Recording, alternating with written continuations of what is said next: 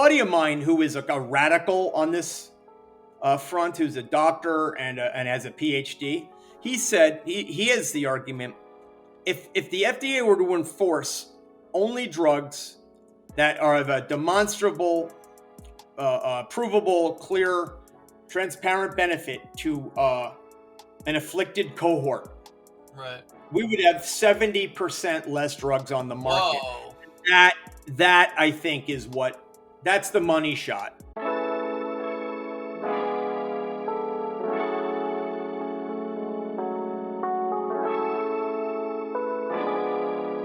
You're listening to Bought with Nelly.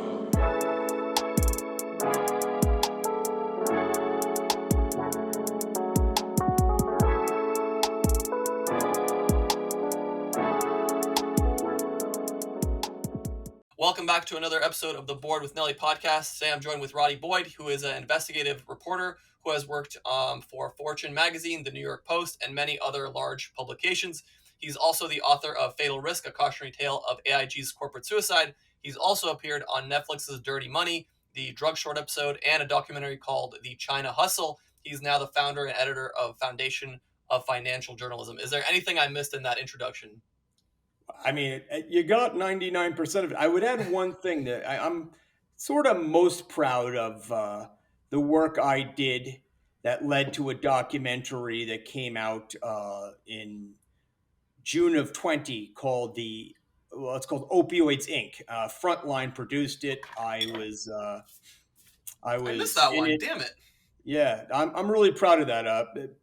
Frontline is a very powerful documentary brand here in the U.S. and just very intensive journalistic enterprise, and I was really proud to be connected to those people, and I'm working on a few things. Hopefully, that'll get me back around that zip code again. Is that about the opioid crisis in the states that happened? You know, the documentary Dopesick was based on, stuff like that. Yeah, it actually it sort of predates Dopesick, uh, in that this is about a company called Insys Therapeutics that was a high flying, well beloved company on Wall Street and was looking to be making a hell of an impact on Main Street. The problem is the impact they were making on Main Street was killing everybody on Main Jesus. Street. They had one drug, an oral formulation of fentanyl. It was a spray. Looked Wow. identical to your asthma inhaler or something like that. And they make a long story short, they bribed doctors with money, and when that didn't work, with sex, to prescribe Wow. this thing off label. So if you Nelly, go in and you have I don't know, your old hockey injury, Right. and your shoulder's killing you, and you're getting therapy, and the doctor says, look, I'll give you a few painkillers if you have some surgery. Instead of giving you the standard kind of protocol or treatment, let's say 10 days worth of painkillers to help you navigate post-surgery into rehab or something like that, the doctor, unbeknownst to you, had been bribed and would give you this drug. Wow. This drug, by the way, was designed, or its indication was purely for hospice care in late stage cancer. Wow. So in your last week, maybe your last 5 days, Right. many people with cancer develop an inability to swallow, so they can't take traditional pain pills. They have to get injections, but a lot of those injections tended just to make them sleep. So this would allow people to maintain uh, a sense of, you might call it dignity in your Right. last few days as you pass. You say goodbye. You have Sure. real connection with people. And not that anybody's asked, I think that that's a very valid use of a drug. Right. Giving the drug for your, fifth grade hockey injury, or in one Right. case that I uncovered for menstrual cramps. I didn't really think that that was appropriate. Uh, Right. your mileage may vary, but the thing also, this drug, I should have said this at the beginning. You'll forgive me. This drug is called Subsys. Is approximately 100 times more powerful than the morphine you might get in a hospital. Holy shit. Yeah, yeah, I mean, that is precisely the proper use of that phrase. And it also, it not only is a holy shit thing in terms of just Jesus, that is very Right. powerful, uh, Right. but it is much more fast acting than heroin. So the best sort of metaphor I came up with when describing this, when I was reporting on the company, was it's like if you've ever been in the subway in New York City, they have an emergency brake. So if there's an accident or a crime being committed, you can pull the emergency brake. It stops the train. It makes a racket. People go flying. That's what happens to your cardiovascular system when you take the drug, and so you Wow. could see the massive amounts, or I should say, one could track in Right. FDA data, public filings, the skyrocketing amounts of deaths connected to the abuse of this drug. And It's scary that stuff's out there and it's prevalent. These issues, because you spent your whole career uncovering scandals and companies that have done shady stuff. I guess to bring it back a little bit, where sure, did you? yeah, we Why did got off track. we Yeah, got we got we got really exciting? We got excited too quick. Tell me about your career and how you decided to go into investigative journalism or reporting. sure. Well, I have to tell you, I when I was 5 or 6, I'd be just kind of goofing around the house. I was born in '68, and so when I was 5 or 6, I think it was more like 6, maybe even 7. In the United States, we had something called the Watergate hearings. President of Yes. ours, Ronald Nixon, Richard Nixon. Yeah. You'll forgive me. No, I was it's all thinking of the good. actor. Richard Nixon got in a hell of a lot of hot water uh, for some dirty dealings, and they had hearings to determine who knew what and when. And uh, I remember, again, this is 74, 75, and I didn't know anything. Watergate might have as well have been some sort of abstract thing of physics, but the Right. nation stopped still.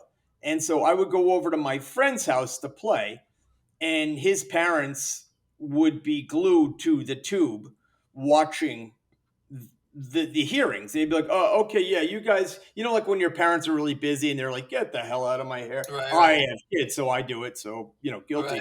Right. But it was like that. Okay, kids, yeah, go make arsenic and peanut butter sandwiches. Have fun. Like Right. it's just they were totally. And my parents were that way, and everybody, and like. I'd get driven to school and they'd have the news radio on. It was the Watergate hearings, and Right. so finally I was like, Mommy, what is the Watergate hearings? And she explained, and I was probably a weird kid, or I was normal enough, but I just was interested. So, like a zillion families, we got Time magazine delivered to our house every week. It's the News Weekly, and Canada guys had Maclean's, I believe, was your Yes. big. Yes. And it Yes, we was did. just, again, going back into the day, it was super friggin' important. Like Right. there was real news in there and real, I you feel know, like every generation has a thing like that, though. Has a case yeah, that kind of like OJ, or I don't know. This generation has a Amber Heard versus yeah. Johnny Depp. Like maybe Well, not the I mean, same level yeah. of So scale, but interest. yeah, Interest. we go from like Watergate, a defining constitutional moment in the United States, to OJ. Yeah. One celebrity kills, Yeah. a wife and a waiter, and then we go to Amber Heard, which is probably making up abuse charges and crapping on a bed. Yeah. So I We're think that idiocracy. says everything you need to know. But I mean, Yeah. I just started reading stuff, right? Right. And I remember thinking, and again, this might be like I'm a weird kid, but I remember thinking reporters do interesting, important things. And if Yes. you're a good reporter, you can do something that matters in the world, and Right.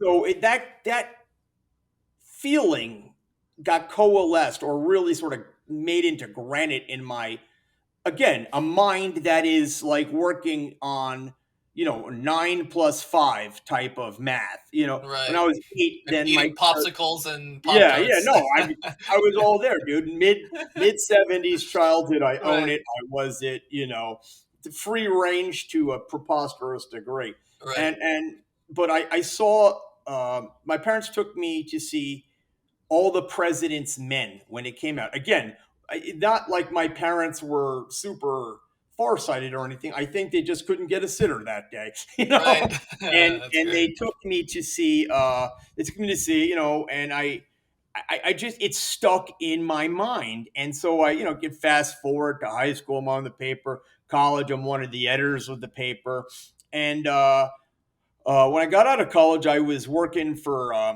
the Greenwich Time, which was, I'm from Connecticut, Southern Connecticut, and I was doing what they call stringer copy, which is freelance work. But Right. I was doing a lot of it, and I think they paid, well, 1990. They paid, I think it was $50 an article. Don't quote me, Because that's but not bad, right? That's it's okay. not bad, but it's Right. also like I got Right. married. I got married young. I had kids, and so Right. my wife and I decided, as you might expect, $50 once, perhaps twice a week, Was not isn't great. moving the needle. Sure. And these people got to eat. Me too. And so I went onto Wall Street for about 8 years, but never caught into it. Did okay, but just never caught into it. Uh, Right. and You and weren't a and Wall Street bro in those days. It was God, no, no. doing Again, very doing different era. coke and throwing like little people into like Yeah, motorcycles. yeah. No, It wasn't that.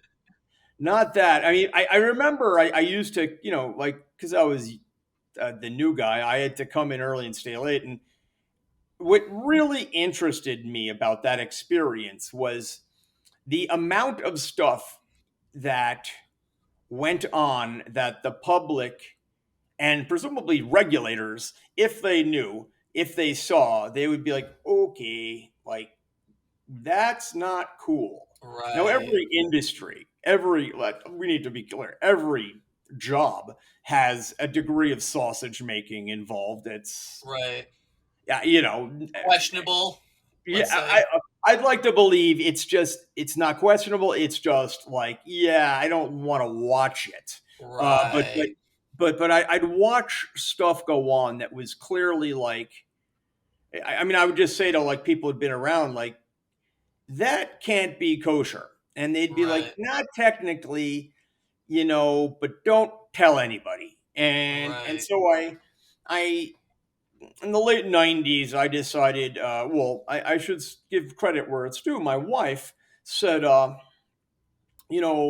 you're getting old enough now that if you don't do what you want to do, that's a shame, Yeah. because I think you'd be good at something else. And she was right. And again, I didn't understand. I also probably think I had something of a, I don't want to say an inferiority complex, but I didn't understand that 8 years on Wall Street, going to MBA school at night, Right. taking, classes in sort of arcane Wall Street nonsense, getting securities licenses. I didn't know that that would be valuable uh, uh, training or background for a journalist Sure. in In business finance. Yeah. journalism. Right. Again, if I had sat down and thought on it, reflected, I would have been a. But I started off at sort of a trade publication, and I could have started perhaps a bit higher on the ladder. But I started off a trade publication. Just work your way up, and um, I think probably in the end that was the best for me because it forced me to get, develop a lot of technical knowledge of Wall Street, but also broader things like the Federal Reserve, uh, basic security, how security regulations are applied and how they are not. Right. And then also it forced me to truly embrace the mantra of journalism, which is if you wish to be prominent or have a good career, you got to be good. You have to go Yes. get stories and scoops and things like that. So Whereas the Wall Street thing is more like you show up, you get paid regardless. It's like Dave yeah, Chappelle yeah. had I a mean, bit you've got to like produce. Evil Yeah, Knievel, you get paid for the attempt, right? Or yeah. it's a I more mean, of a secure position, let's say. yeah. The older I get, the more I wonder what the hell exactly they're doing, Right. and the dubious things they get paid for. Uh, but to sort of jump ahead to where you really want the meat of this answer is I also cut a deal with my editors because because I knew this stuff dead. I would hustle and get my stories in, and I'd say, look, I'm getting you good stories that are breaking some news and getting you scoops.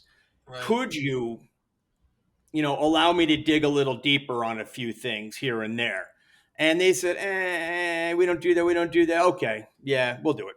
And each place I went, I kind of got the reputation as a guy who broke some decently sized stories, some important business stories, and then I would be allowed to dig a little deeper and go a little farther on my free time. And look, there's not a ton of free time. I have, Right. a job, I have a commute, I have a wife and kids, and but you carve out time. You get up earlier, you stay up a little later, and you Sure. start. You hustle. I made myself. Here's one thing I did for a lot of years. I made myself even on like the slowest day. Like let's say it's the half day before Christmas. December 24th, where everything Sure. closes down. I forced myself to send out 10 calls or 10 emails sort of introducing myself to prospective news sources or people I've been meaning to call like 2 or 3 times a week. I made myself do that. I forced myself. And I should say for the record, there are two kinds of reporters in this world, and there are only ever two kinds of reporters. I'm not talking about these talking head gas bag types you see on the networks, Yeah. uh, Just the commentator. face. That's the face Yeah, of the nothing else, I'm right? not talking. I'll probably piss a few people off in journalism with this, but I'm not talking about what the British call newsreaders, what we Yes. call anchor people. I'm just talking about journalists, the men and the women, the ink stained wretches is the phrase, who go out and get the stories of the day, the moment, the hour, and there are only two types of them.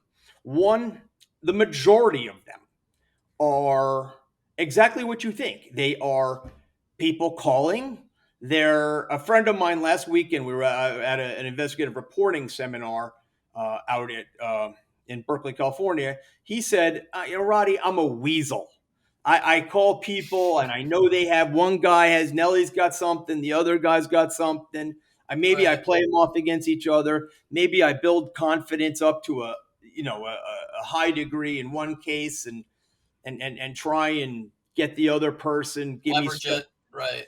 And so that's 80 to 90% of reporters in my experience are a variation of that. I don't say Interesting. weasel. I mean just their phone calls, their hustling, they're trying to meet sources, trying to get something up for the day, the hour, that sort of thing. Right. There's 10% of reporters, maybe less, that are like, okay, well, I'll do all of that, but I just want to see documents. I want to see things that really explain how something happened because they're news at its element, at its sort of reduced to its core, is the absolute, I hate the phrase, but it needs to be said. It is the first draft of history. Hmm. And okay, first draft. It's important to get it out there. It's important to have power held to account. It's important to have people Sure. reading and engaging when whatever's happening in their society, whether it's Black Lives Matter, whether it's wrestling over the United States. Uh, there's all sorts of questions about reproductive rights and freedoms. Sure. Canada has all of these things, of course, in various Canadian ways.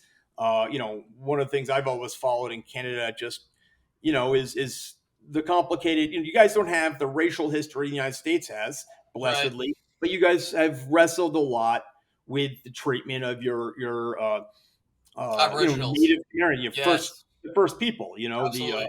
the indigenous people. Right. And if I'm candid, and I mean no offense to our great friends north of the border, but the nation of Canada did not treat Right. many of its indigenous peoples with decency, dignity, fairness, or quite frankly, lawfully.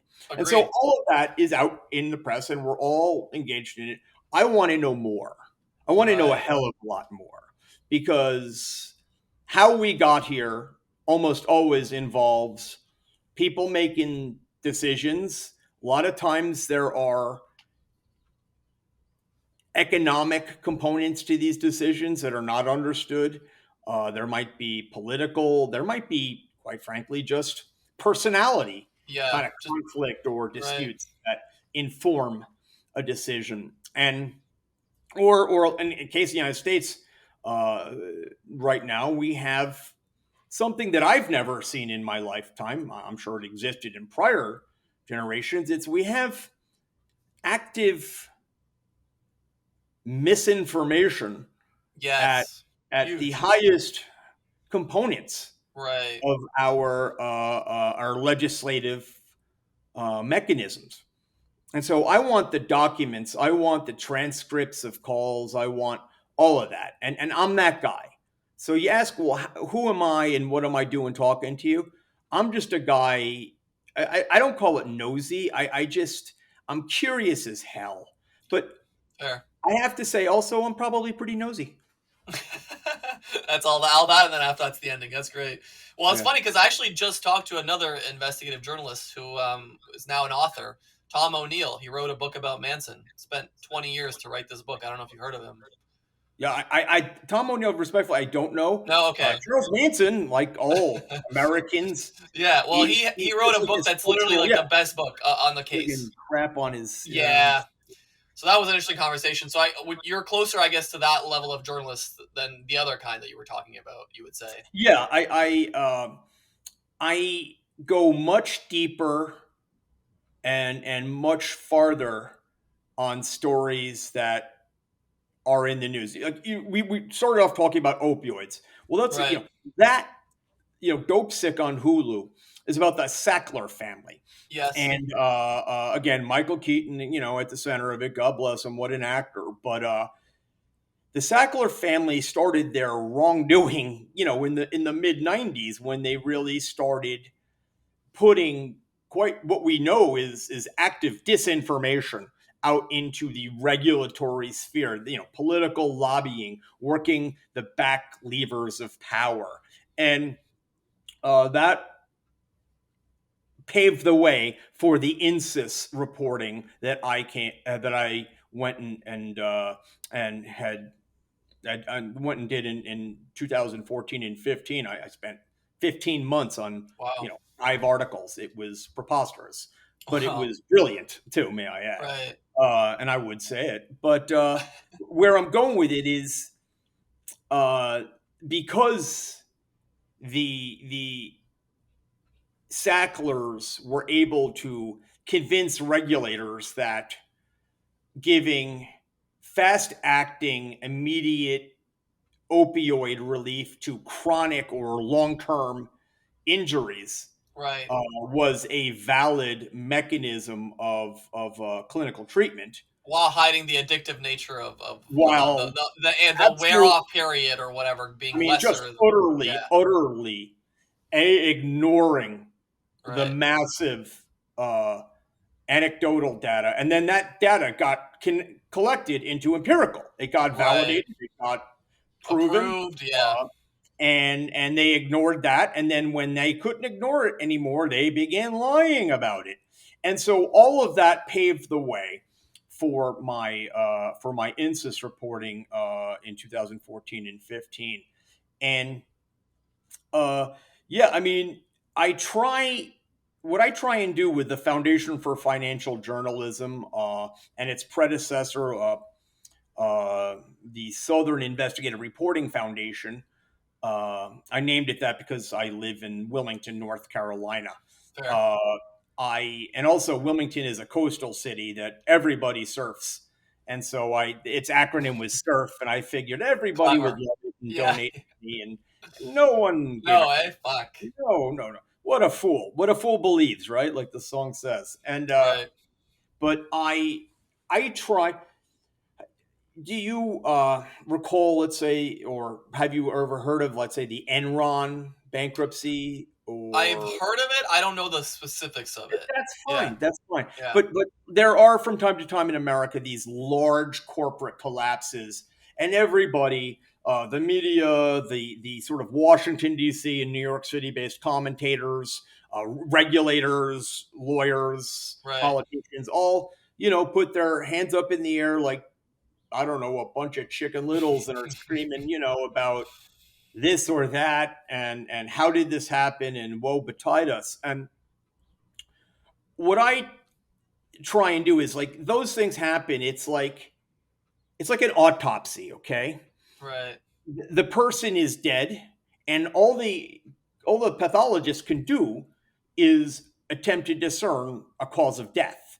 And then people will write about it at length, saying the most uh, there's a lot of hyperbole. I Speculative do the reporting. mathematical opposite. Hmm. I go after living, breathing companies that are actively engaged in wrongdoing. And Interesting. I sort of stand athwart the tracks saying stop, Right. or or that's a way to get run over too. I'll just sort of stand next to the tracks and point, here be dragons, like the old Right. Jesuits on the maps. But I find that there's a much higher social benefit to having somebody, especially in the United States and Canada too. There's been a tremendous amount of media contraction. Right. Papers have closed. Investigative reporters are always the first to go because they work longer on fewer projects, and the paper has to make a rough decision. They let them go, or magazines contract. They lose money, so they don't have money for the lawyers Right. that And you're investigative. getting sued a lot by companies that have billions of dollars, so it's hard to keep There the you business are. There going. you are. Right. And so to that end, uh, it's very important at this moment of civic life in my nation and yours, Right. uh, to have accountability, as particularly for corporations and many diverse Wall Street actors who have all of the money in the world and almost no oversight. And often enough, quite frankly, what media attention they are given is laudatory. The fentanyl company I talked about before, Insys Therapeutics, was the 2013 IPO of the year on CNBC. You can go right on YouTube right after That's great. this, and you can see a very, very laudatory, warm uh, Right. interview CNBC did with the CEO of Insys. I mean, so there's Whenever you too see much. those, you think like, oh, that's gonna be funny in like some sort of Netflix documentary 5 years from now when the thing completely crashes. Oh yeah, I saw that. I remember seeing that in 2014 when I started my Insys work, and then all Yeah. of 2015 when I was reporting on them. And I remember thinking, this is going to look really bad in a courtroom one day. I had Right. no idea that all of these people would get indicted. All of them, many of them would go to jail. Right. All that kind of stuff. But where I'm going is, I I write about living, breathing companies, and I try and be the early warning system, the first radar picket for That's a uh, great way to describe what you do. Yeah. That yeah. makes a lot. I So think that makes a lot more sense now. yeah, There's, yeah. I mean, there's so many paths we can go from here because I mean, obviously the Wall Street stuff, was it not fulfilling enough for you? And then you had something with a little more sense of purpose after. And I mean, the foresight from your wife also pretty incredible to realize Right, a pivotal right. moment I in your mean, life to switch ship or so to yeah, I mean, so all of what you just said, yes. yeah, And I just would say, I mean, look, nobody needs life advice from me, a reporter. I would only say that whether you believe in a higher power or not, or you have some sense of destiny, or uh, I do truly believe that we all have a sense of purpose, that there is a particular slot and role we can play more effectively than others in this world. And right. it could be anything, and nobody needs to get sort of consultation from me on that. But I do Try to think find it, it right? was Try to made. what yours is. Try to find it. You don't have to give someone specifically what you should do, but just try to find that thing that's going to fulfill you. Yeah, I mean, I knew at that, like, that again, those silly stories of I was 7 or 8, and I didn't understand a damn thing that these Right, hearings had. When I saw the movie, I might as well have been in. I mean, my God, it might as well have been in German, right, or right. even then, like Aramaic or Hebrew, Sure, like a language that is, foreign to you. really Yeah, used by a few. But right.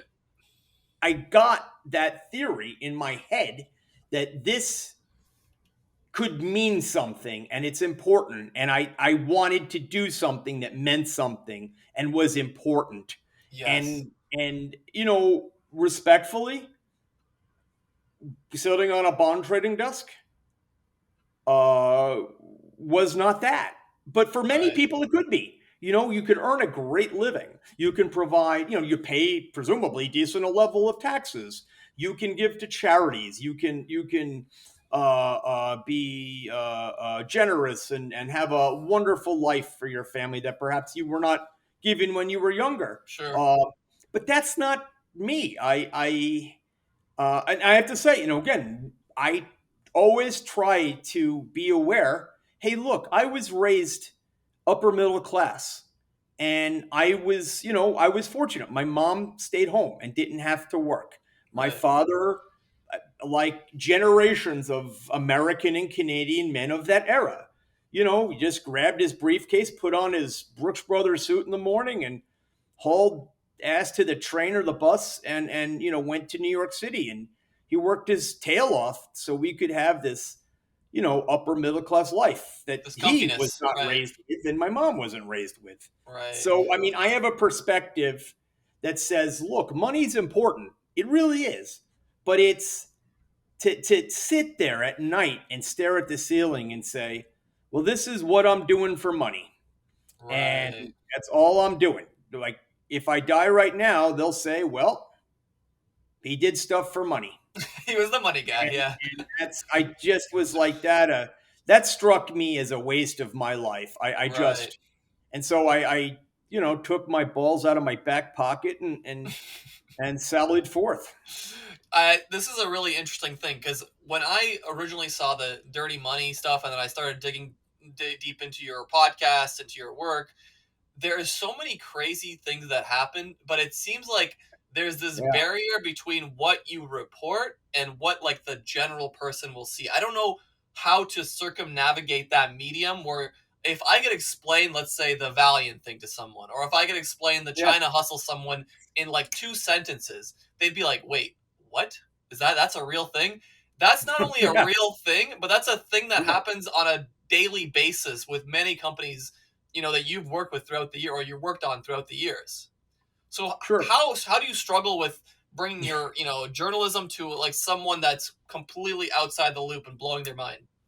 Okay, so uh, that's why I'm talking to you, my brother. I mean, Right. no, Fair. seriously, like, that's, I'd been talking to people inside these little, I call them these gilded or silver ghettos, right? You Yes. know, a podcast audience of 5,000, but they're all in hedge funds and they listen to Right. it like they study it like Talmudically, religiously, right? Like they're Sure. scholars. But I want to reach different people. I want to engage with people who see and experience life on a different way. Right. And that's the most important audience I can reach. And that's why when you came across my bow, I was like, literally no idea who this cat is, but Right. I bet he's talking to people I'm not talking to, and that's important. Right. So to your point, uh, yeah, well, I mean, there's a reason why at every journalism conference I've ever seen, reporters get together and, well, I mean, most of them drink pretty, they like a drink. We'll just leave it at Sure. that. Sure. But as is a tradition in Canada as well, I'm led to I conclude. But appreciate all the Canada shouts. You're really making an yeah, effort no, to. no, but I love the place, love the people Yeah. mostly. Yeah. People are You're great here. I'll get to one thing I despise about Canada. They're too nice. I hate it. It's so annoying. No. That I like. And the about A tension, boot. not Yeah. a problem, brother. Right. Not a problem. Right. In all seriousness, um, yeah, I mean, there's what happens, there's what you're told, and then there's what you actually see. And all three of those things are in a great deal of tension.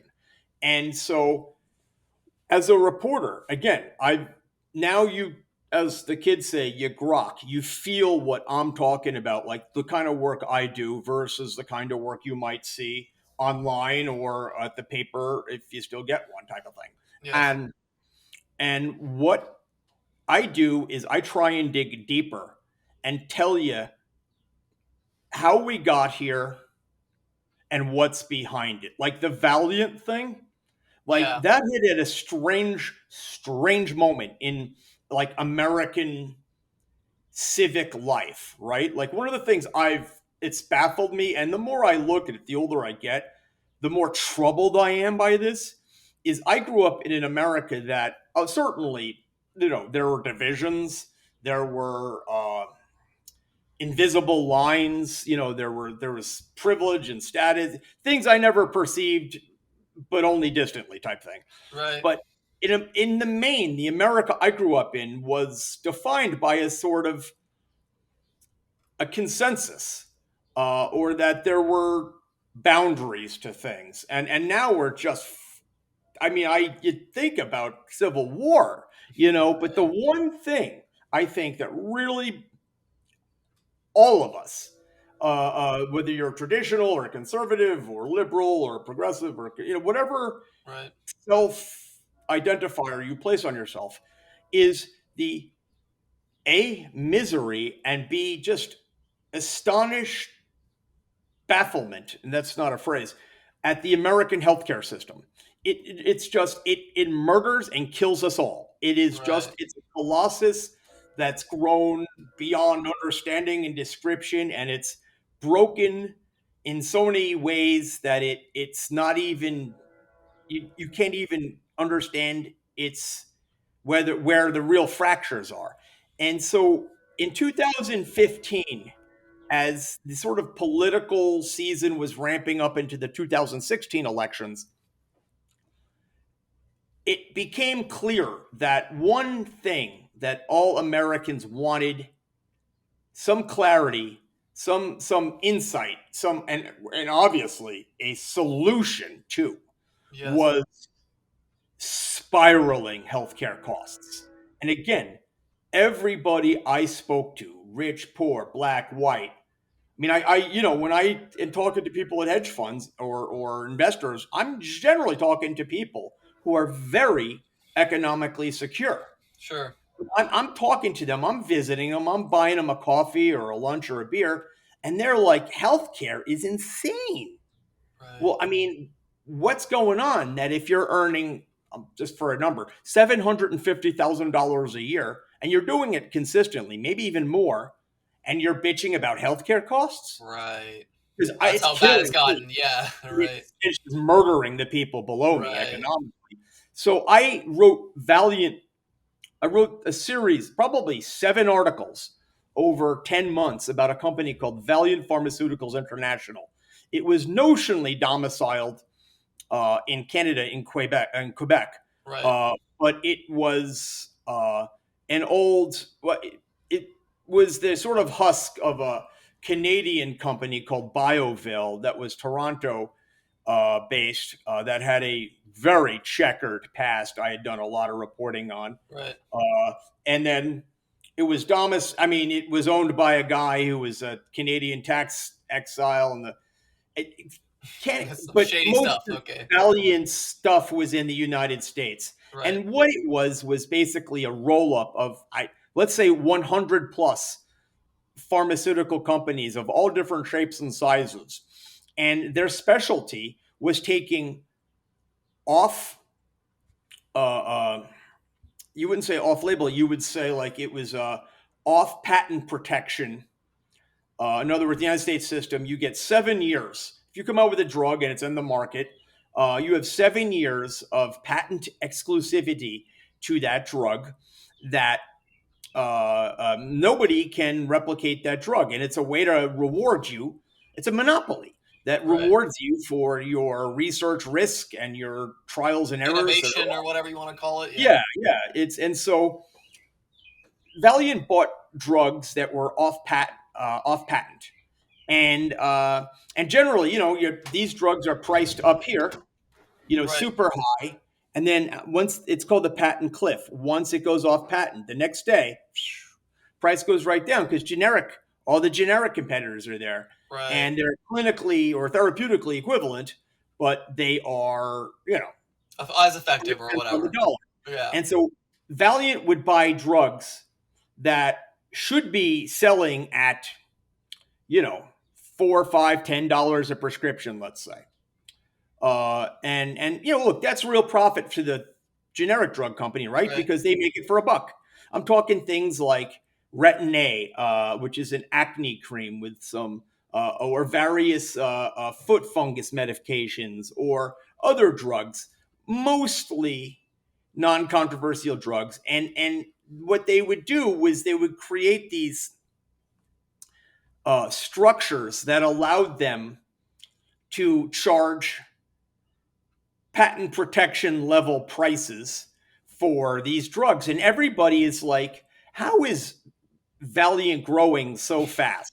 Right. How is Valiant, it was a great story because all of the short sellers, people who bet against companies that they think are doing fraudulent or economically dubious things, and it was all of these famous short sellers were betting against the company because all of their data was terrible except for the revenue number. It just kind of it looked like Oh a yeah. hockey stick chart. Right. And Right. so, as that is background, I spent a miserable few months trying to find out what the real story was. Well, I found it out.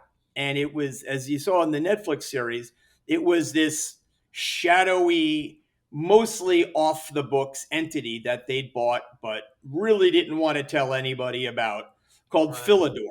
And Philidor was doing two things. It was trying to get into markets that they didn't have a license to get into by buying up uh, these things, and I'm sure they exist in Canada, called compounding pharmacies Right. that make drugs that are custom or specific. Like a lot of oncology or cancer drugs aren't really able to be purchased over the counter via prescription. I should say, not over the counter, via prescription, mass prescription, Right. because they require very specific chemical compounding for you and you only, because your cancer is very specific to you. Right. And so there are these compounding pharmacies. Well, Valiant was going around using Philidor to buy these things so they could ship their overpriced drugs to across state lines where they didn't have a license to operate. And that allowed them to jack up prices increasingly and increasingly. And they also had ways of, you would get a 3-month prescription from this Philidor pharmacy type thing. But they found ways of kind of renewing it against your, there was an element of kind of boiler room operation to it, quite Right. frankly, that And insurance was also a big part of this because Well, you would they say like, it oh, was an insurance scam, right? They yes, would right, exactly. They would say, I'm going to sell you, whatever, Nellie's Retin A, an anti acne medication. Give them a 3 month supply for $2,500, and the insurance companies would be like, they would negotiate it down to 1,800, right, and so the list price is 2,500, but they would go back to their clients and say, "Well, look at how hard we're negotiating on your behalf," you know, hilarious, uh, yeah, uh, and it was really dubious, and it wasn't the entirety of the American broken experience in healthcare. Uh, Shenanigans, if not fraud, but it really showed how the American system is gamed, how Valeant just frankly lied. I mean, right, the CEO, Mike Pearson, went from being a billionaire genius that was beloved of whole entire sections of right, a Wall Street. revolutionary to some or Yeah, whatever, he was considered an absolutely right, 21st century visionary. Uh, it went from being that to this guy about 2 weeks after my article came out, and the company did every dirty trick to keep the article from coming out. sure, But about 2 weeks from it coming out, I I noticed that the CEO took a leave of absence for he had a series of medical ailments. Everybody thought that he was faking it. I don't think he was faking it. I do think he was man, if there's some irony there, I mean, yeah, if he there's was some serious irony there, yeah, I mean he was a morbidly obese man, I'm sure, but the stress of having a $50 billion company become a right, $20 billion company in, I don't know, 3 weeks.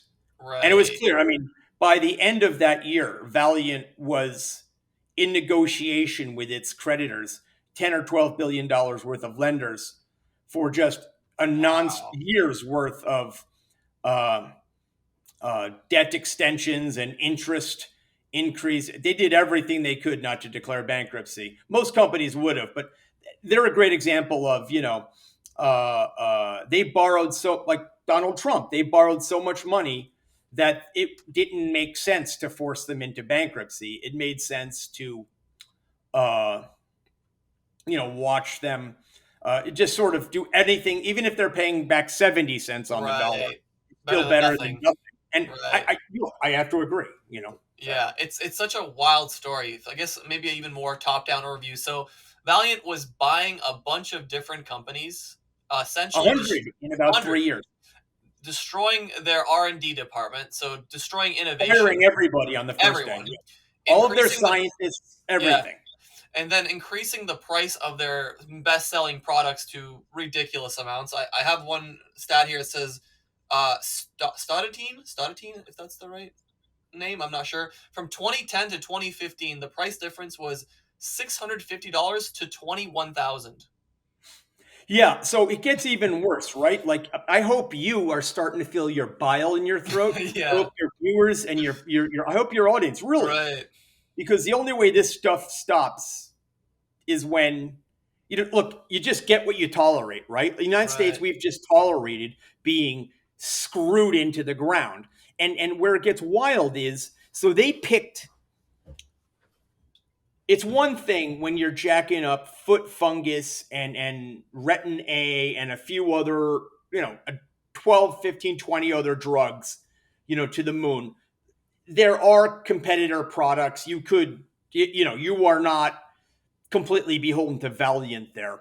right, Where it got real was there were a couple of drugs that had very, very particular, I mean, like let's say 2,000 people in the United States had a particular indication.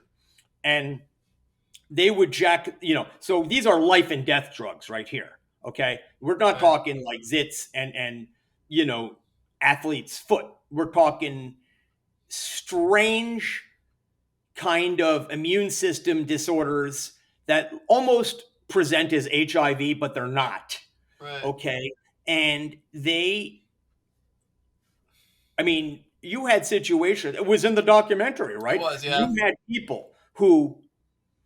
guys who were earning real cash, like were at very, very successful careers, earning three, four, $500,000 a year regularly, and they are bankrupted. They're picking up like second jobs on the weekend to bring in any extra cash because the insurance companies are like cutting their supply back, increasing the deductible, making the Right. copay, let's say $100 a month. I'm making this up to 500 a month, Right. and then that would go to 1,000, and so that's one thing when you're an executive, but most people aren't executives, and people were making life and death decisions, and this is this company, and Just so pure greed to, yeah. it's look, at some level,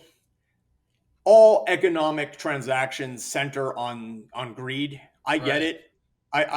I can't you can't knock that deadly sin out of a human's soul, but when that level of greed is starting to kill people, like I you can't say that's murder. Like if you just pick up a gun or I'm an Right. American, I should say I would pick up a gun and start Right. shooting people.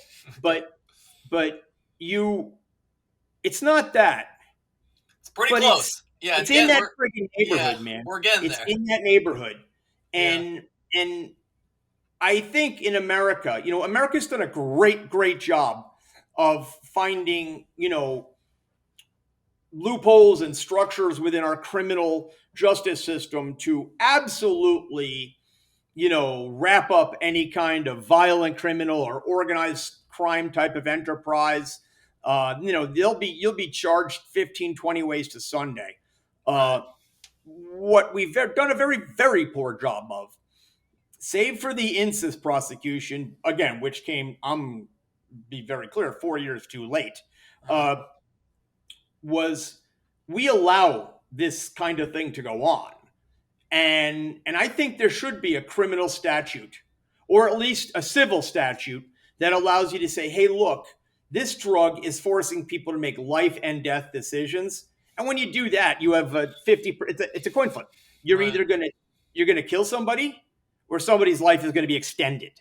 And so I think we need something, some The framework corporate, that that's like addresses white collar crime, right? That's what's really, that's the I mean, that's the really sad takeaway from a lot of those episodes, is that those white collar crime, they go unpunished. No one goes to jail. Like the HSBC stuff, they just get a I slap on mean, the wrist and they just move on. And it gives you, what kind of optimism do you have reporting in a space where it seems like, you take one step forward, you take three steps back every time?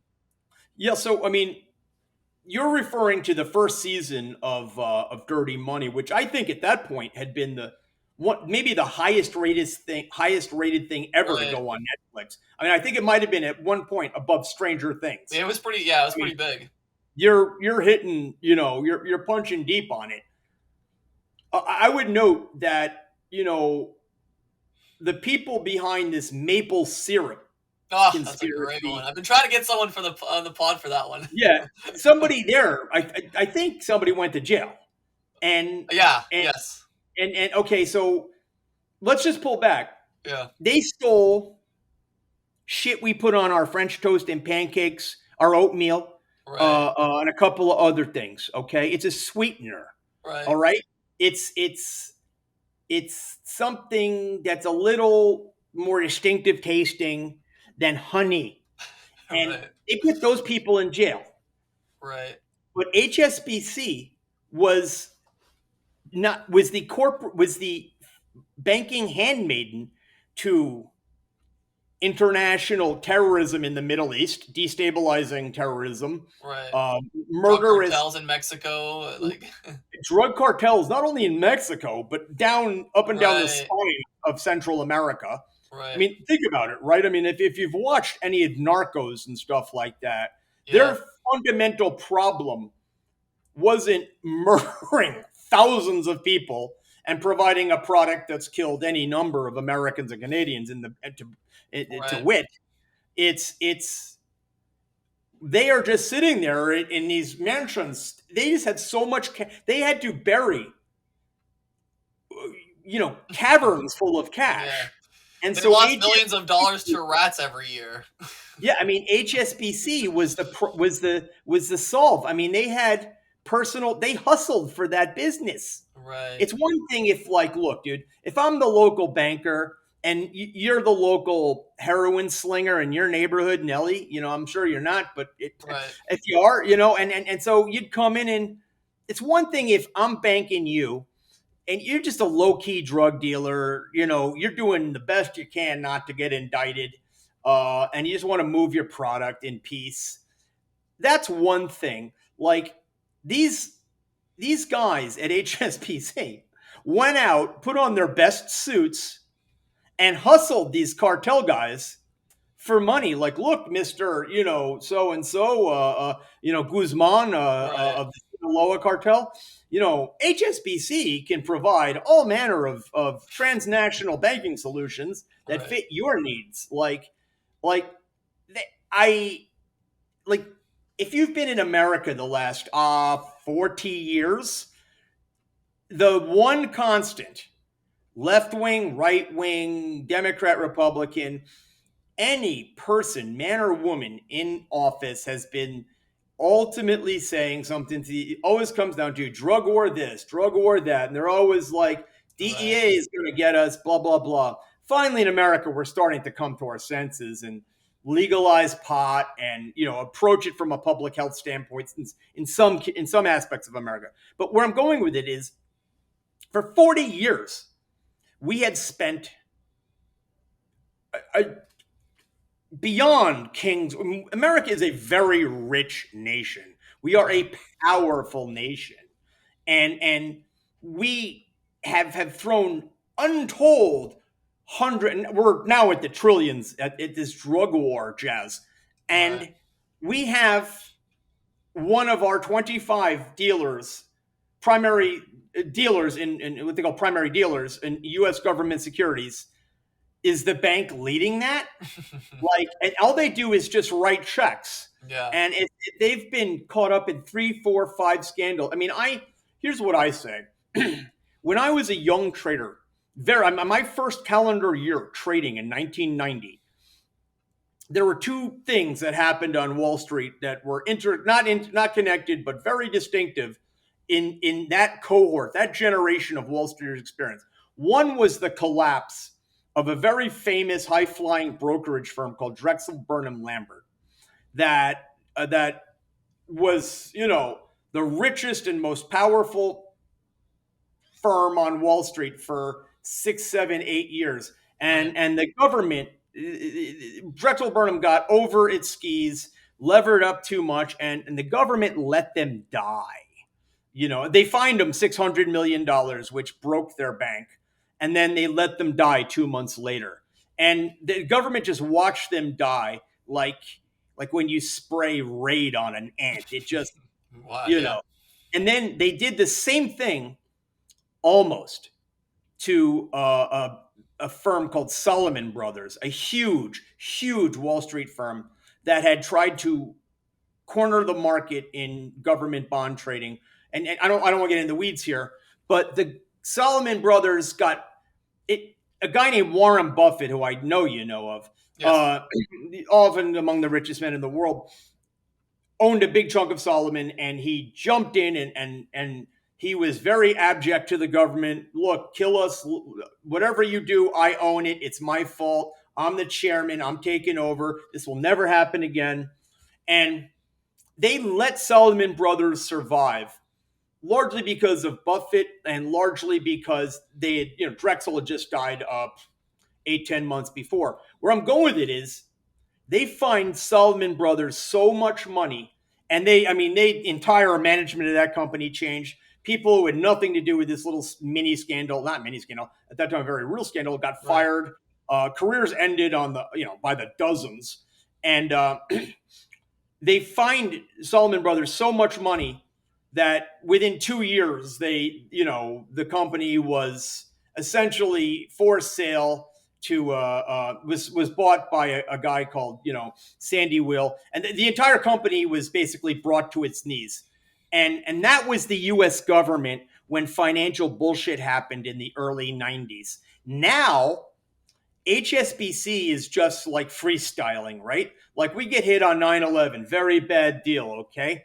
Oh, it emerges HSBC is a terrorist, a number one bank. Right. Boom. Okay. Well, we've got this drug war thing. See, it's killing people at the border. Oh, and our youth, Jesus, people are stacked up in coroner's office from Maine to Washington and down to Florida, across to Arizona and California, Hawaii and inclusive and Alaska. And it's like they're like, you guys, you're gonna write a check this time, and Right. it would mean something if they look. HSBC is a British chartered bank, and the Brits are our allies. We got them involved in this utterly moronic fucking war in the Middle East, in Iraq, and we got 2,000 of their kids killed, and it's growing, Afghanistan, shit like that. So I Right. mean, I get that there's a level, there's something happening between 10 Downing Street and the American Oval Office on 1600 Pennsylvania Avenue, but I would say to you that it would be great for the globe. It would be a message. When you talk about white collar fraud, Right. it would be a message that your generation would receive down to your fingertips if the American government said, look, you've lost your US banking charter. Bye. Right.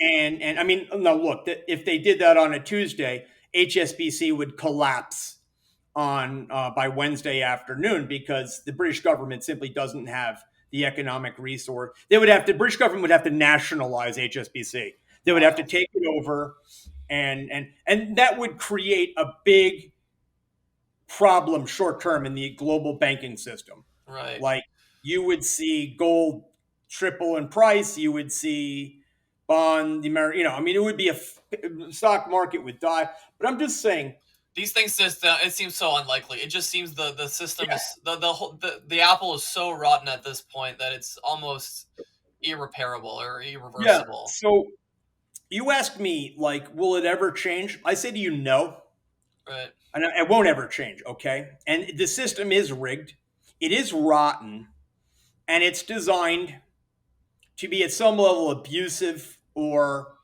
it's problematic. incentivized that way. I mean, it's just common sense. Like, let's go like super top overview look here. You have a person that is highly driven by money who will eventually work up his way either on Wall Street or working for one of these companies.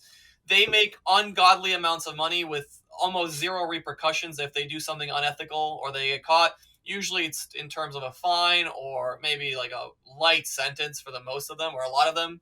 Then you have those people that eventually can potentially go down into office, brokerage similar deals with companies, lobby for people, and it just the system is designed to fuel this, I don't know, narcissistic personality trait that's going to continue to. You're always going to get that guy that wants to do that path in life. So how do you stop them? How do you tell them, hey, like it's not a good idea to go down that route? You'll end up dead. A lot of them won't.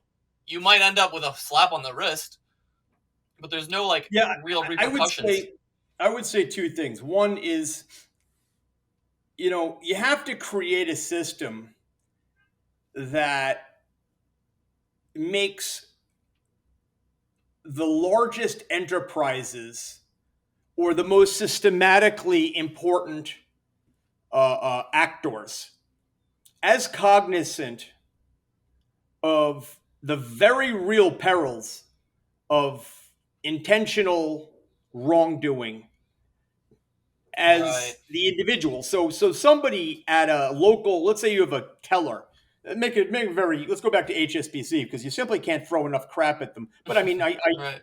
you could say it about any number of American banks too. Right. Wells Fargo would come to mind. It's an American bank. A teller at a local HSBC branch is gets it in his or her mind that, geez, I'm handling massive amounts of money here. Uh, Nobody will miss a $50 or $100 note that I just stick in my, I'm not going to do Right. it every day. I'll just do it, eventually, of course, that person's caught. Generally, that person's caught by the middle of the day, next morning, Right. if not that night. And they will lose their job and they will be reported to police and they might well have prison in their future.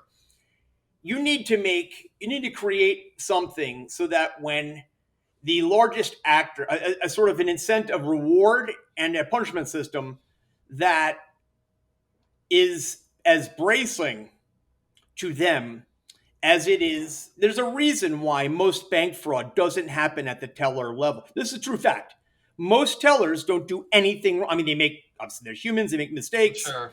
There's a couple of bad ones everywhere, but they're by and large about the cleanest actors in the So entire the system profession. there is good, is what you're saying. The system at that level seems to Yeah, be no, at pretty that well level, thought out the and worked out. 24/7, Right. banks counting and observing you and recording everything you say, do. They have cameras on them. How do we get to There's, that? We need a ridiculous amount of transparency then, right? We need yeah, something yeah, you like I need need to see when transparency, you're and pooping. then you need for when Yeah. the largest and most important actors do something wrong, there has to be a punishment that, again, if you're just kind of walking, if it happens, let's say that punishment is to Wells Fargo, which is Right. based in San Francisco, and there's Nelly, and he's in Toronto area, and he's just looking at his news feed one day, and bang, Wells Fargo like put under receivership or something based on systemic fraud, and you're like, what the hell happened? What's going on Right. here? Well, that's what's going on here. And again, there's a lot of mechanisms. Back in the day, in the late '90s, the U.S. Banks weren't allowed to be too heavy. They weren't allowed to be in investment banking, trading short term and betting for their Right. own account, and issuing and selling stocks and advising on mergers and acquisitions. There was the rule that blocked that was called the Glass-Steagall rule. But a couple of sons of bitches, big major banking heads, wanted to own huge Wall Street. They wanted all of the easy cash Yes. that comes because when you're a commercial bank, you're borrowing money below. I mean, the only person who can borrow money more cheaply is the U.S. government. Right. So it costs you this much to get in business on Wall Street, and you can make that much for 5, 7, 9 years at a time. Problem is, 2008 comes around, right? The global financial crisis, and you Yes. need to get bailed out. And Right. and that's why we used to have that rule, the Glass-Steagall rule. And so I was thinking, after that friggin' disaster, which really could have set the world economy back into the 1950s, Right. uh, I was thinking that we would put something like that in place in the United States again after that, but we didn't. Let And me let me ask you. Sorry to interrupt you. Let me ask you then, if that's a perfect transition for the your outlook on today. Not just from the recession coming or whatever it might be, economic problems we might be having, but also since you dealt so much with pharmaceuticals, we're also talking about they're at a point now where they have the most power they probably had in their history, right?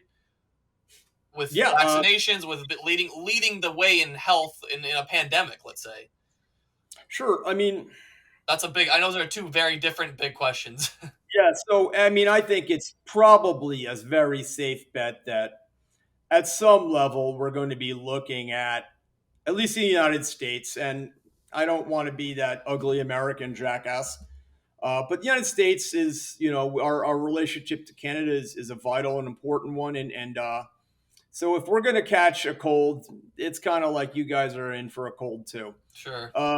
So that's coming. I think you need to own and be prepared for that.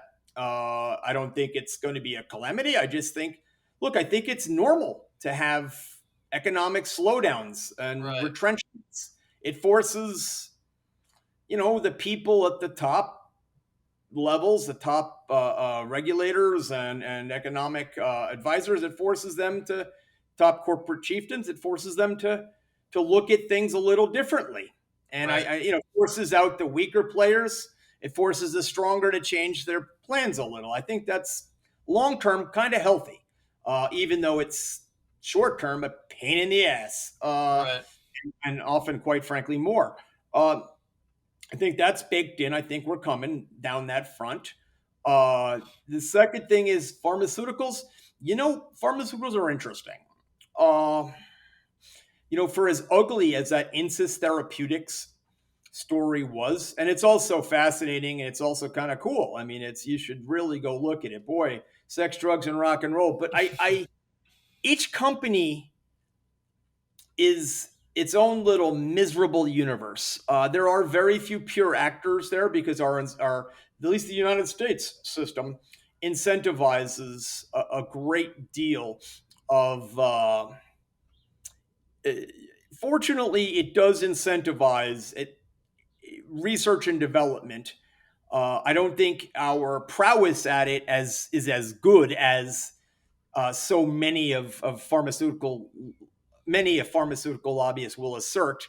Right. I would for a fact that BioNTech, which probably helped save, with first out the gate with that mRNA type vaccine, is a German company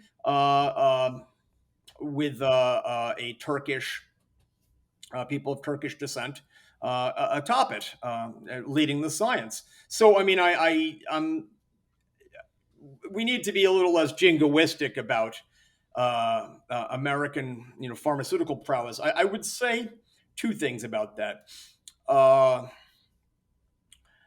the FDA, which is the Food and Drug Administration in the United States, is the agency charged with assessing the clinical and therefore the scientific validity of the pharmaceutical company's assertion regarding a drug. And I would hope that they return to their long term mission of evaluating drugs purely on their scientific efficacy. In the United States, in the last 20 years, but this trend has accelerated.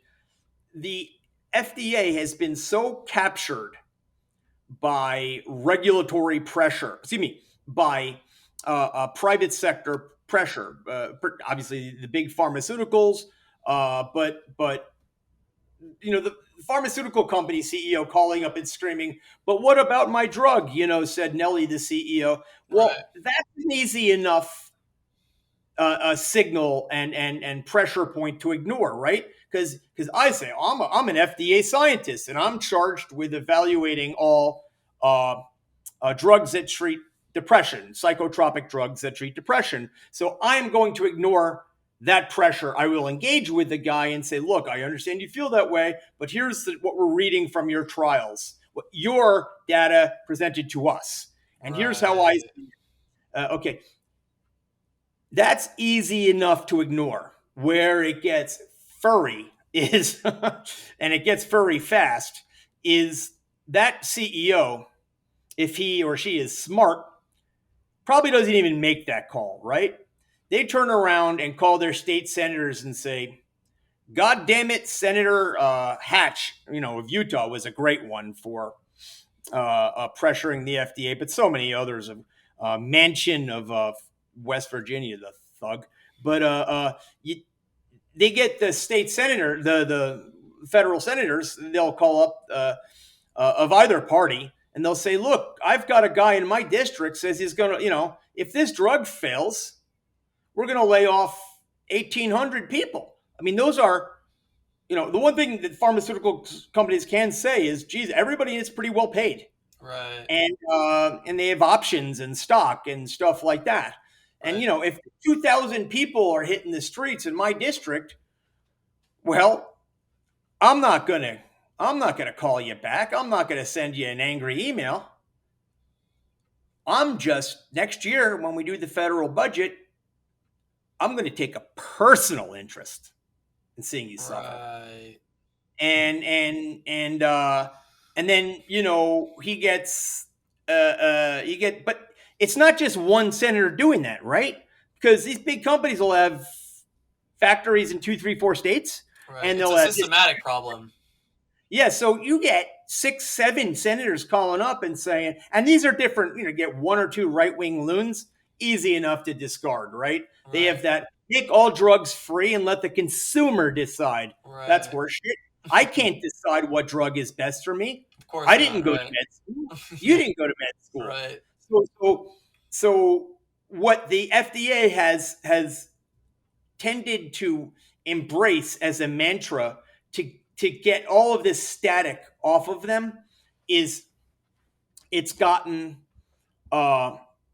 it's sort of embraces consumer choice ideology and says, oh well, they'll make this is a special case, or there's a breakthrough drug designation. In other words, this is the only drug whose application we have seen that suggests that its mechanism of action will treat XYZ syndrome Right. or ABC disease. And okay, let's give it a temporary designation for 24 months and see how it goes, and we'll monitor it. And that's what, so that's, to use a famous phrase by an economist, John Kenneth Galbraith, that's the bezel. That's the dirty little inside scandal that pharmaceuticals will work more often than not. Every so often, you'll catch somebody fudging their numbers Yeah. or putting demonstrably crap clinical trials into a press release as, oh, look, they won. That it's, Yes. when if you read closely, they failed to meet their stated, bogey of, I don't know, 5% improvement over placebo or something. Right. And the FDA used to catch a lot of that crap. Every so often, they'll haul off and punch somebody and pull a drug off, or just deny something. They did it most recently with a drug company, Biogen, I think, was the had a very high profile cancer drug. I mean, the battlegrounds here now are in intractable, like heart wrenching friggin' diseases, Right. Alzheimer's, right? I mean, you gotta. It's probably in your family, Yeah. dementia or Alzheimer's, or Yeah. people that's in their Absolutely. Yeah. family. Right. It's everywhere, and it's not. I mean, it's only going to intense as both of Canadian and U.S. populations age, and Right. it's intractable. And so those patient advocacy organizations that are funded lavishly by big pharma, uh, you know, those are amazing pressure organizations. And the New York Times has done a good series recently on tracking an Alzheimer drug, using all of these levers of power, these erstwhile charities, the such and such American Alzheimer's Association or the Alzheimer's Association, putting pressure to bear on on uh, senators and congressmen and regulators, and the drug doesn't work, and often has real strong danger signals, and Right. that's the thing, right? Like, the reason these drugs don't work isn't just, well, it doesn't work. It it does something to your body that is demonstrably adverse from a clinical perspective. So it's not only that, look, It's if not like this you're drug, taking a sugar pill. It's yeah, worse. it's Yeah. not only less effective than a sugar pill, Right. but look, if you had a drug that was treating Alzheimer's and it kind of did arrest the growth, but I don't know, let's say it really caused stress on a liver, or Right.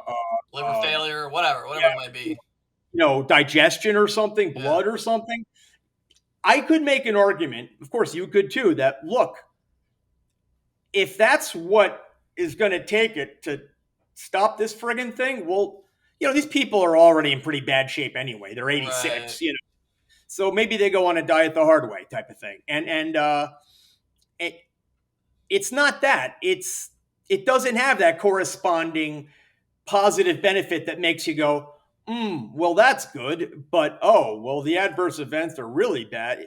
It's just Right. kind of turkeys all the way down. And you tend to be like, well, uh,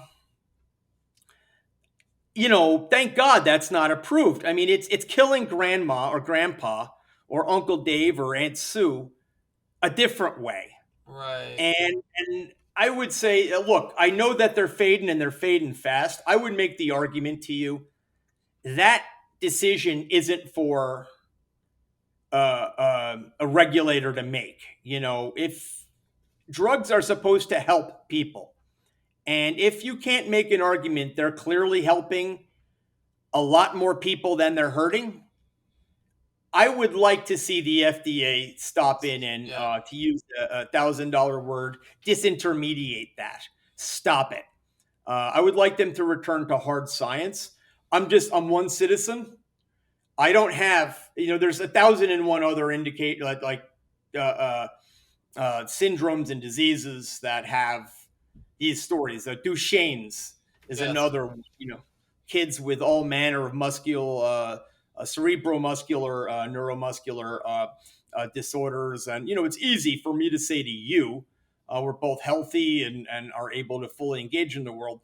It's less easy to say this to, I've had to say it when I've written about companies that Right. people don't like, but I've had to say, look, I'm not saying tough luck. I'm saying the system is only designed to come out with drugs that work. Right. And a buddy of mine who is a radical on this front, who's a doctor and has a PhD, he said he has the argument: if the FDA were to enforce only drugs that are of a demonstrable, provable, clear, transparent benefit to an afflicted cohort, Right. we would have 70% less drugs on the market. Whoa. That that I think that's the money shot. I think Wow. that is why we have the drug pricing. Like there's so many drugs on. Look, it's Let me one let me thing if just to break that just one more time, just so I understand that clearly. You're saying he told you that if we were to have a very strict "this drug works, therefore approved" mechanism, we would lose 70% of the current drug market. of the drugs that are uh, on patent. So Wow. it wouldn't be the generics would, I mean, Right. stay there. Right. That's still a crazy number. But 70% of the drugs that are out there have dubious efficacy signals, and that what that means is they don't really work as well or at all versus a control arm, in other words, i.e., a placebo, Right. or the current standard of care. In other words, the current treatment. Wild. I think my source, I think, because he and I walked through this, because I was as like blown out of the water as you. He and I walked through it. He's like an absolutist. There's that kind of guy out there. I think the number's more like 50. Even I if it's think it's 50, it's still a yeah. mind blowing number, right? I mean, If it it's was the 30, it American, would still the be mind global blowing. pharmaceutical Yeah. industry goes like that, right? They Right. they they go from fat to, you know, Right. uh, and I look. It's easy. Again, it's easy to be you where you're Right. sitting in Toronto. It's easy to be me where I'm sitting here outside, in Connecticut, and we're passing this banter back and forth. It's altogether different when you're having to be a pharmaceutical researcher in a lab. Right. And look, a lot of these companies will pour billions. I mean, United States pharmaceutical companies have poured billions, many billions, into what we call Alzheimer research, but it's also it might better be called neurological decline, right? Because Right. it's Lewy body's dementia, it's Parkinson's Brain dementia, health, right? it's Like brain health the stuff. entire corridor Right. of cognitive decline that we acknowledge, and the that is good faith research, by the way. Okay, that isn't just, that's not like they're chasing after the next Viagra. That was sort of the best minds for the 30 years of American Right. pharmaceutical research, and got nothing. And then you add into it foundations, or incentive providing endowed shares or endowed labs. Rich families, foundations have probably thrown another 10, 15 billion after it. So the amount of sweat and heartbreak in researching cognitive decline is massive. So I just want to say I acknowledge Yeah. that, and I respect it, and I Right. don't want to be flippant about it. It's just I also don't think that every drug that isn't a complete, basket case shouldn't be trotted out as, this is a breakthrough and it's the only thing that'll handle this one narrow designation, Right. and let's throw it out into a stressed American healthcare system. So I understand it's a razor's edge to walk, and the person who starts making those decisions and implementing that regime, I think long term they're probably doing a net benefit for all of us Right. on Earth. But how It's many just of those are there? There isn't. We're talking they're going to about. be hated. All They are right. going to be despised, and it's the right wing will come in harder first, saying, "Oh, consumer choice," and this, these idiotic theories of commerce that prevail in certain areas of the right wing. But then the left wing, they have, uncles and dads and sons and Right. daughters and moms, and they're gonna, those representatives are gonna be pissed off. So I mean, it's gonna be thankless. That person's gonna be ridden out of town with, cars in a feather, tars and feathers all over them. I Speaking mean, of being hated, this is a good transition. We're approaching the end. We've actually already gone over, but I hope if you're not in a rush somewhere, I just have maybe one or two more questions. So, sure. speaking of being hated, some have regarded you as the most hated man on Wall Street. I don't know how you feel about those titles, but I, I've always wondered this.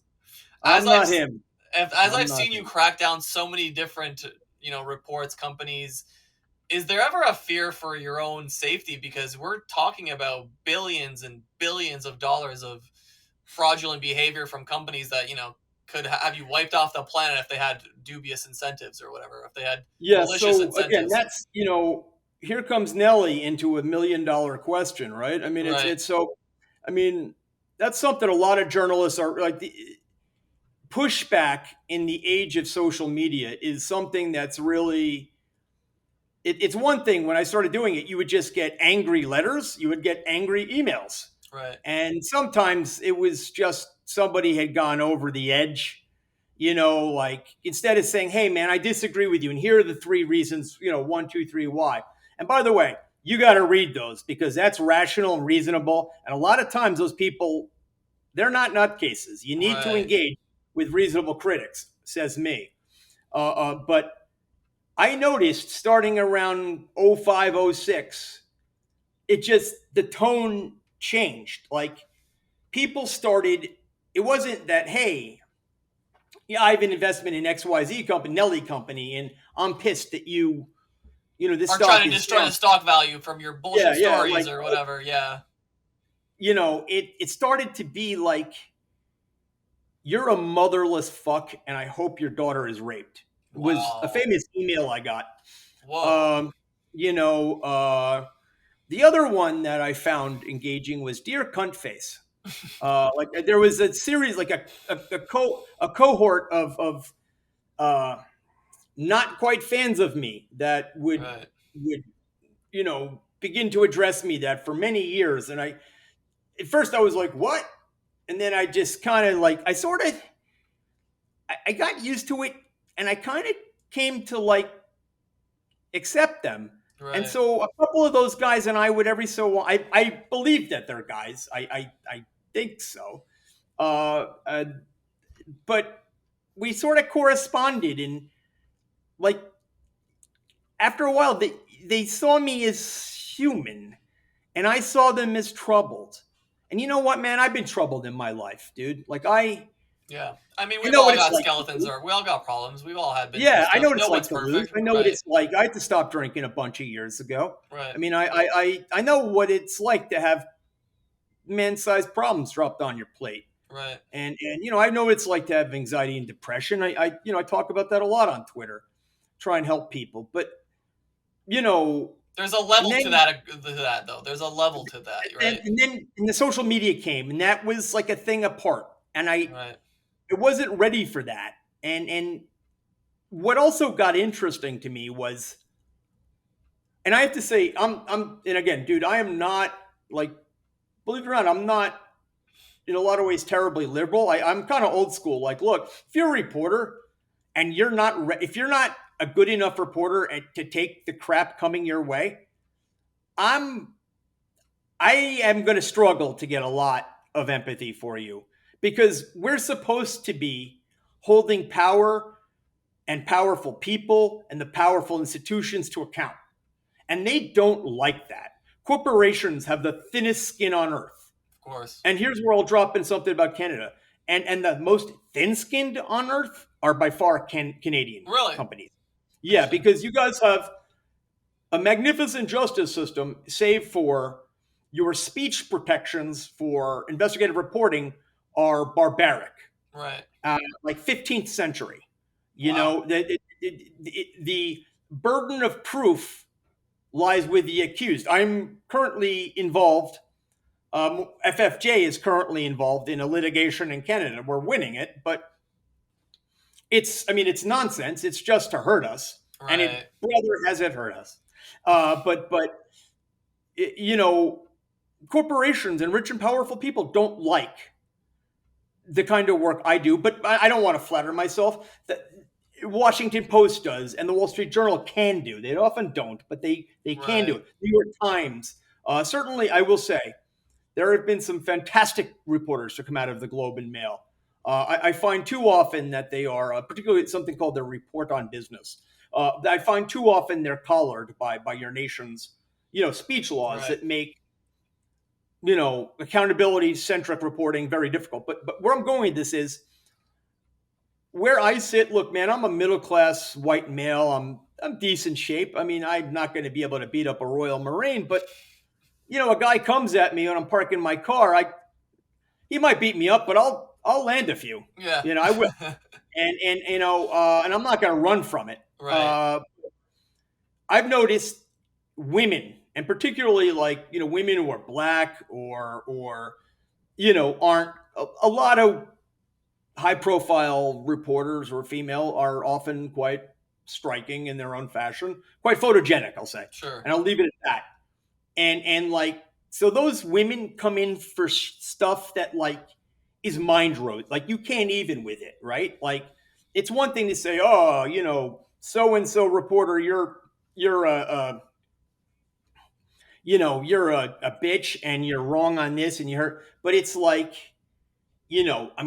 rape fantasy, Right. DMs and stuff, and it gets much worse from there. And then if they're black or maybe You're saying your adversity is a very different level to I what they take a lot of experience. shit, dude, and I Yeah. take a lot of legal crap. Right. But what I take relative to what female reporters get, Right. it's not in the It game. gives you a perspective, and that's why it keeps you grounded. I just is what want you're you saying. and your readers, I want your audience to Yeah. know that. Okay, so